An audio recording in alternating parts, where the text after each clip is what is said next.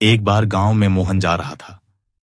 उसने चंदू को देखा जो पेड़ के पास बैठा हुआ था। उसने सोचा कि चंदू को डराते हैं। फिर वो चंदू के पास गया और बोला, चंदू, तुझे पता है कल रात गांव में चुड़ैल आई थी। मोहन ने शरारती मुस्कान के साथ चंदू के पास झुककर कहा, हाँ चंदू, चुड़ैल के बाल इतने लंबे थे और आंखें एकदम लाल। कल रात वो गांव के बरगद के पेड़ के पास नाच रही थी। चंदू की आंखें फटी की फटी रह गईं। उसके घुटने कांप रहे थे। अरे मोहन, तू मजाक तो नहीं कर रहा? कल रात मैंने भी कोई अजीब सी आवाज सुनी थी। उसने अपनी छड़ी पकड़ ली और डरते हुए इधर उधर देखने लगा। मोहन हंसने ही वाला था कि तभी एक आवाज आई। अरे, तुम दोनों क्या बकवास कर रहे हो? ये राधा थी, उनकी दोस्त, जो आमों की टोकरी लिए बाग से आ रही थी।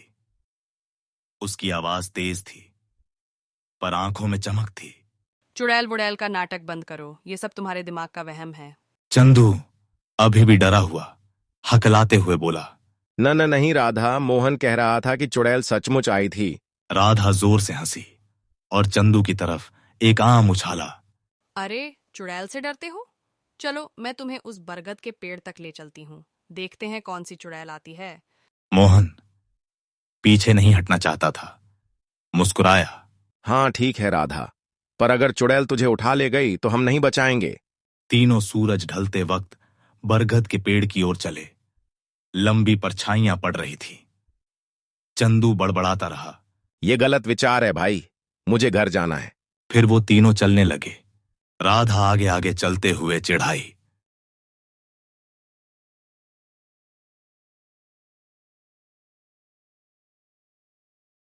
अरे चंदू, तू तो मर्द बनता है, अब क्या हुआ? पेड़ के पास पहुंचते ही पत्तियों में से सरसराहट की आवाज आई। चंदू चिल्लाया, देखा, चुड़ैल है। मोहन बहादुरी दिखाते हुए फुसफुसाया। आवाज मत कर।